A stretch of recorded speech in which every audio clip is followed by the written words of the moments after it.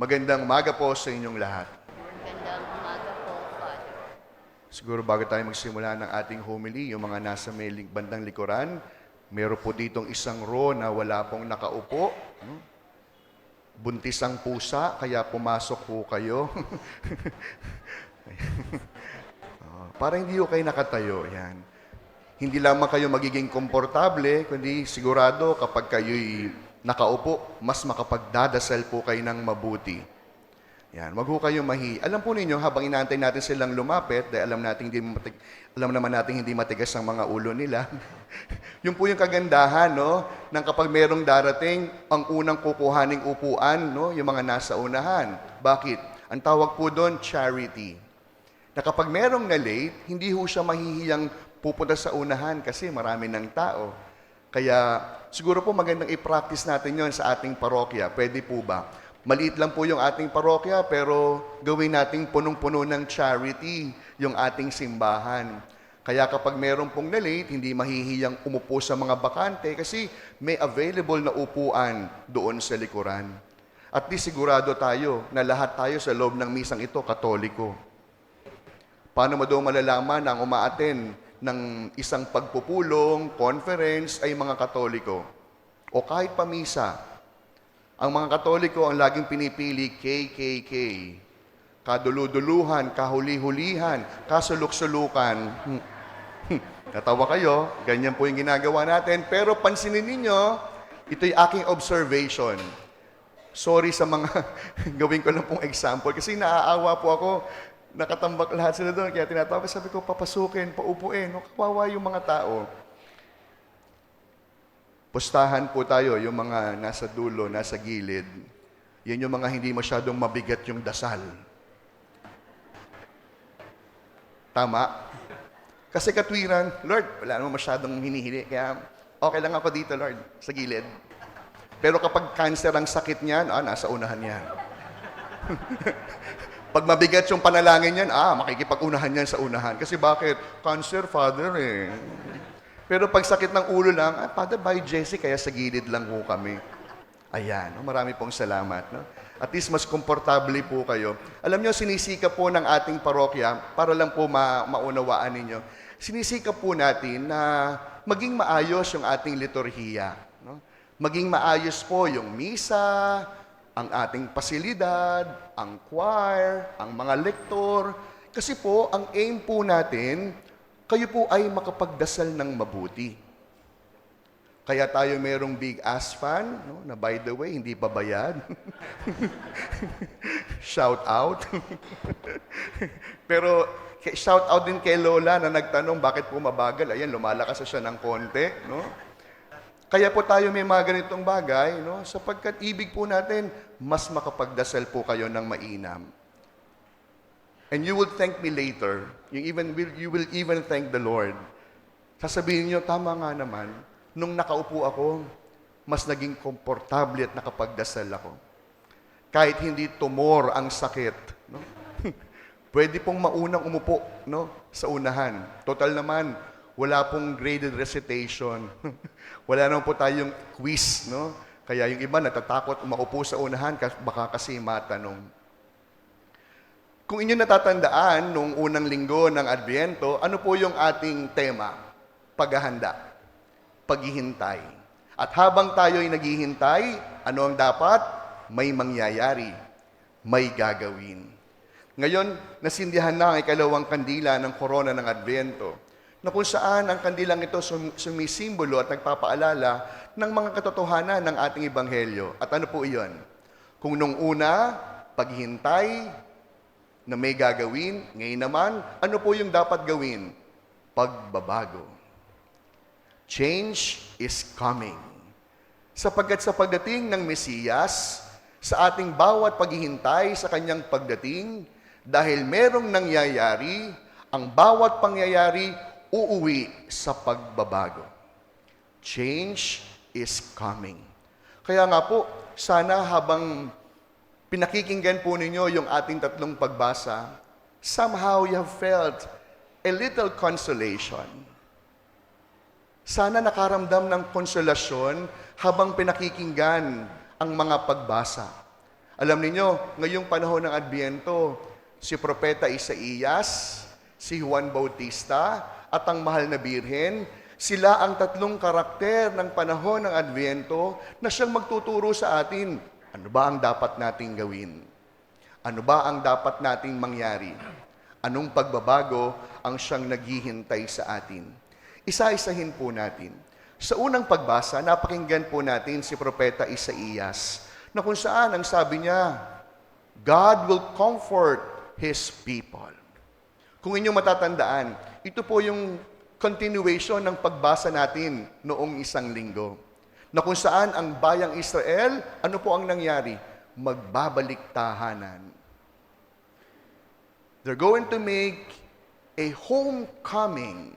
Why? Because after being exiled in Babylon for so many years, now, they are coming home. At alam niyo, habang sila po'y naglalakad pabalik sa lupain ng pangako, dinadagukan yung kanilang mga dibdib. Bakit? Balikan lamang po natin para po maunawaan ninyo yung konteksto ng ating unang pagbasa. They are striking their breast because they were guilty. Tanggap ng bayang Israel, kaya tayo napatapon, sumaway tayo sa Diyos. Kaya tayo napatapon sapagkat iba ang ating pinili. At ngayon, mula sa pagiging alipin, nagbabalik tahanan. Nagbabalik sa lupain ng pangako. At batid ng Diyos yung kanilang nararamdaman. Kaya ano pong sabi ni Propeta Isaías sa unang pagbasa?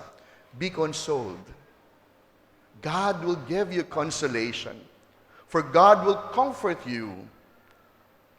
Ibig sabihin, ang bayang Israel na pagod sa paglalakbay, ang bayang Israel na nakakaramdam ng takot sa kanilang dibdib sapagkat nandoon ang katanungang, tatanggapin ba kami uli ng Diyos? Magbabalikan ba uli kami ng aming Panginoon? Isang bayang pagod sa kanilang bawat pasanin na nagnanais ng isang bagay lamang, ang magkaroon ng kaginhawahan. Kaya nga hindi ba, ano po yung consolation na binigay ni Propeta Isaías sa bayang hirap na hirap sa paglalakbay? Simple po lamang. God will not only give you comfort, Yahweh will not only offer you consolation, but as you journey, as you travel back home, God will walk with you. Yun po pala yung nangyayari. Sa bawat paglalakbay natin, kagaya ng bayang Israel, ang Diyos nakikilakad sa atin. Ang Diyos sumasabay sa paglalakbay. Ang Diyos hindi tayo iniiwanan. Na kung saan, bahagi ng consolation na binibigay ni o pinapaalala ni Propeta Isaías, ang sabi niya, malaya na kayo. Malaya na. Na nung balik, hindi lamang nagbabalik tahanan, kundi sa kanilang pagbabalik tahanan, na numbalik ang ugnayan sa Diyos. Kaya nga po, mga minamahal ko mga kapatid, Advent season is just about that. Yes, we are waiting for the coming of the Messiah. That is why we are singing, Halina Jesus, Halina. Pag po nagdasal po kayo, na sana mawala ang traffic sa EDSA, baka hindi ho mangyari yon. Kapag po nagdasal po kayo, na sana pumayat po kayo, baka mas lalong hindi ho mangyari yon. Pero kapag nagdasal tayong, Halina Jesus, Halina, tiyak, matutupad yon. Darating si Jesus. Makikilakbay sa atin. Sasabay anuman ang siyang ating mabigat na pinagdaraanan. And that is the consolation of Advent, my dear friends. Oo, mahirap yung maghintay. Pero sa paghihintay natin, kasama si Jesus. Sa paghahanda natin, hindi niya tayo iiwanan. That is why in the first reading, there is a certain sense of consolation. There is a feeling of comfort because God will never abandon His people. Kaya nga po sa pangalawang pagbasa, mula po sa sulat ni San Pedro, ano po yung ipinapaalala sa atin? ang muling pagbabalik ng Diyos. The parousia. Yung pong pagdating ng Mesiyas, that already took place 1,000 years ago. And that is the coming of the Lord in history. And now, in the second reading, we are talking about the coming of the Lord in His majesty. Alam nyo, tatlo po yung pagdating ng Diyos na siyang itinuturo ng ating pananampalataya. The coming of Jesus in history, the first Christmas. The coming of Jesus in majesty, the parousia, the end of times, the judgment day. And there is one in between. Hindi dumarating si Jesus bilang sanggol sa sabsaban. Lalong hindi pa darating si Jesus sa panahon ng paghukom. Dumarating si Jesus sa pagitan. The coming of Jesus in mystery. Na kung saan, dumarating daw po ang Diyos sa bawat panahon at yugto ng ating pamumuhay. Kaya nga po, alam niyo, example, nung pinalapit ko po kayo, maupo po kayo dito, dumating ang Diyos. Ma'am, sasabihin nyo, ang OA naman ni Father. Umupo lang kami, dumating na kagad ng Diyos. Yes. Because every time God will come, there is comfort. There is consolation. Na kahit mabigat ang pinagdaraanan, dumarating ang Diyos. Kaya nga po, yung po yung pangalawang bagay na dapat nating matutuhan. It gives us a certain sense of hope. Yung po yung panahon ng Adbyento. Hindi lamang simpleng paghihintay. Hindi lamang simpleng paghahanda. Ang panahon ng Adbyento, panahon ng pag-asa. Sapagkat kapag sinabi nating, halina, Jesus, halina, darating si Jesus. Darating ang Diyos. Pero, aminin po natin, hindi naman talaga madali ang maghintay. Para sa mga taong naghihintay, ang iba naiinip. Why? For them, waiting is just a waste of time. May kilala po akong tao, ayaw na ayaw niyang pinaghihintay. Malate lang po ng 1 minuto yung kanyang kausap, iiwanan niya. Sapagkat para sa kanya, my time is precious. Pero, ang sabi po sa pangalawang pagbasa, iba ang oras ng Panginoon. Iba ang takbo ng kanyang panahon. Kaya nga po, sa panahon ng paghihintay, ito'y paghihintay hindi lamang ng walang ginagawa, kundi ang panahon ng paghihintay, panahon ng pagbabago. Habang naghihintay, noong unang linggo, may gagawin. At dahil may ginagawa, may pagbabago na mararating. Kaya nga po, mga minamahal kong mga kapatid, let us not so fast to jump into Christmas. Kung mapapansin ninyo, gradual yung pagdadagdag ng disenyo sa loob ng simbahan. Sapagkat ganun po ang panahon ng Adbyento. It is a journey. It is a process. Sabi po ng isang kasama natin, Father, nung isang linggo po, wala pa po yung mga banderitas. Ngayon po, pangalawang linggo, talagang gradual. Sabi ko, hindi, na-late lang yan dumating nung isang linggo. Kaya ngayon lang natin ilagay. Ang mga disenyo sa bintana, hindi pa bubuksan ng mga ilaw. Pero nariyan na. Pinupukaw ang ating pansin. Ipinapaalala sa atin na mayroong darating. It gives us not only a certain consolation, but Advent season, my dear friends, is filled with so much hope. Kaya nga po, alam ninyo, minsan nakalulungkot yung mga taong nagpatiwakal. Sapagkat isa po yung maliwanag na wala ng pag-asa. Kinulang ng pag-asa, kaya't kahit ang buhay, tinapos na. Mga minamahal kong mga kapatid, ito ang siyang unang aral ng panahon ng Adbyento. Sa panahon ng paghihintay, may magbabago. At sigurado tayo, sa ating pagbabago, kasama si Jesus. Sa ating paglalakbay, kapiling ang Diyos. Kung kaya nga po sa ating ebanghelyo, nakilala natin ang isang karakter sa panahon ng Adbyento, si Juan Bautista. At aaminin ko po sa inyo, hindi po siya masarap pakinggan. Why? Because every time John the Baptist would open his mouth, he would always proclaim something about repentance. So ting bubuksan niya, ibubuka ang kanyang bibig. Lagi ang paalala niya, magbago kayo. Ang lagi niyang paalala, tuwirin ang landas. Ang lagi niyang sinasabi, patagin ang bawat lubak-lubak. Pero alam ninyo, yung ebanghelyo, punong-puno po ng mga simbolismo. Bakit? Una, nasan po si Juan Bautista? Nasa ilang, nasa disyerto.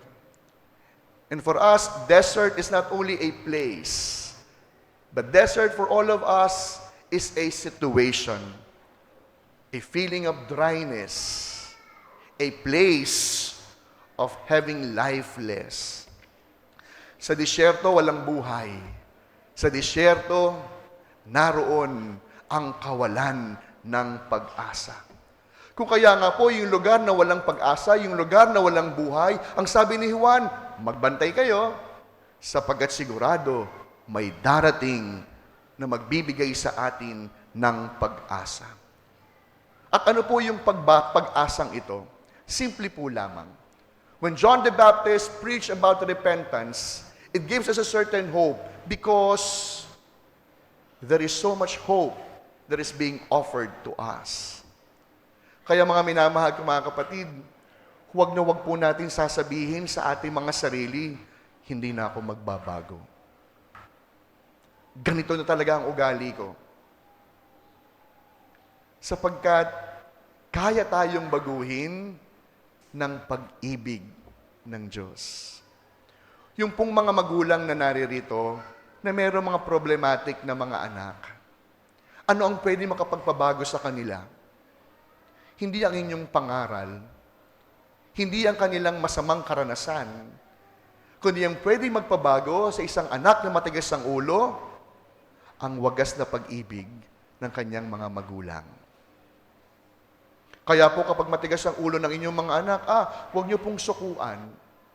Pag matigas ang ulo ng inyong anak, mas lalo huwag niyo po siyang pabayaan.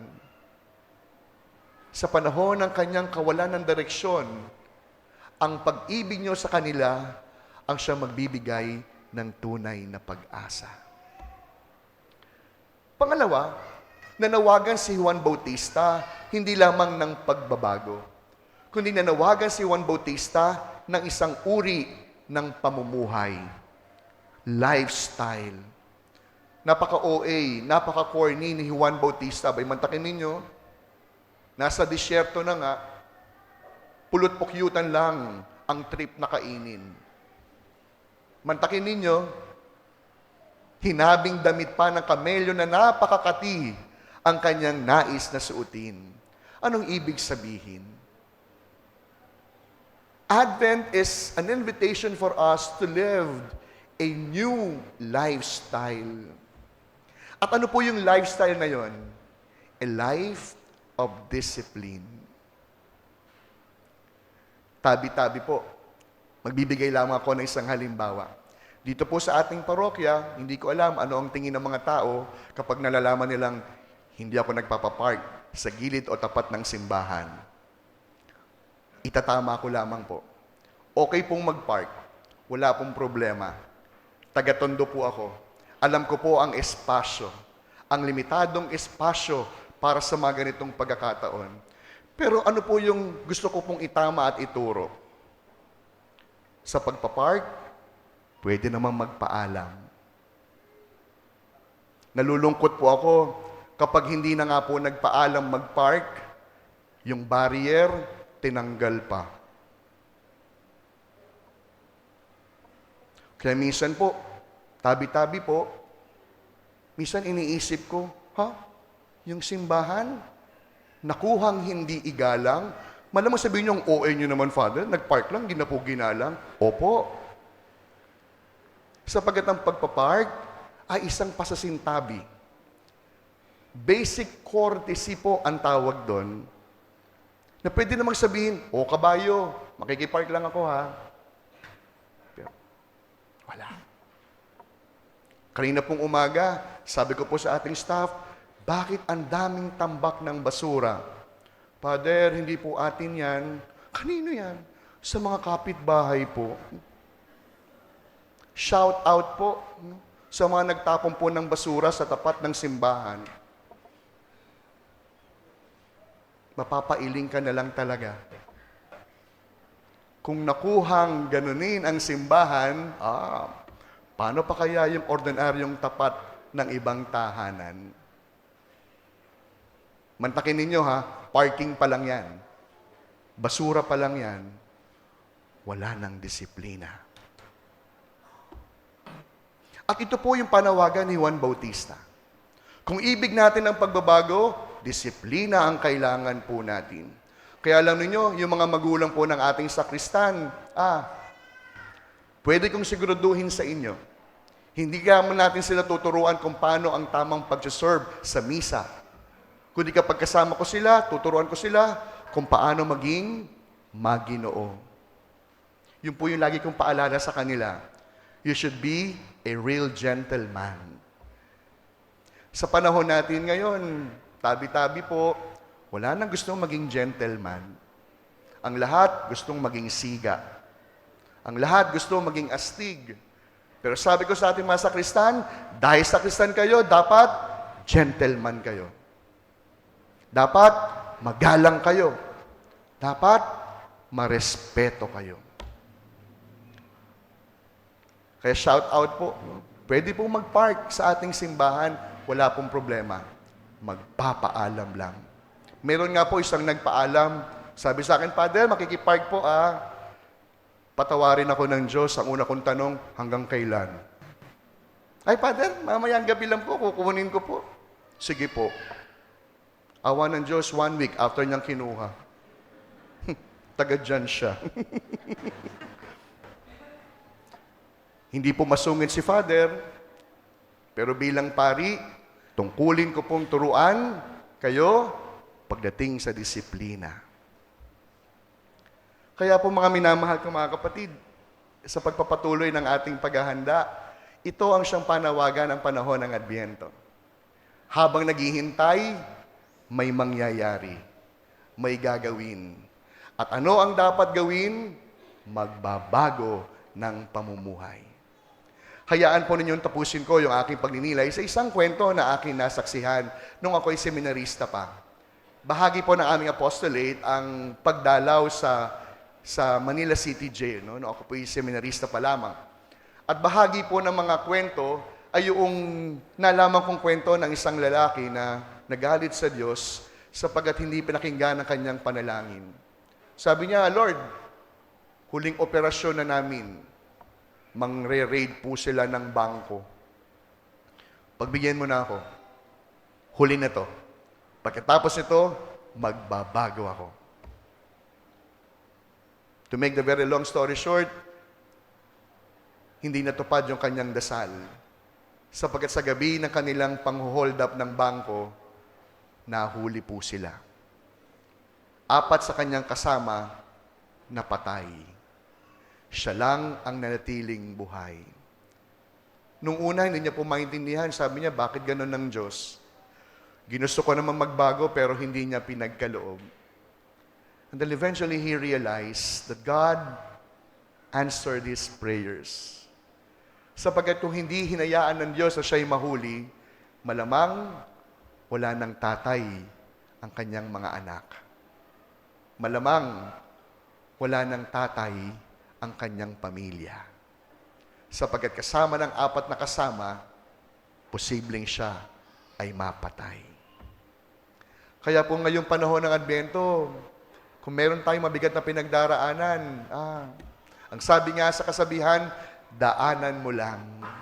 At ang magandang balita dito, hindi tayo mag-isang naglalakbay kasama si Kristo. At pangalawa, sa bating bawat paghihintay, dapat may mangyayari. Dapat may magbabago. Sapagkat kapag sinabi nating, halina, Jesus, halina, sigurado, darating si Jesus.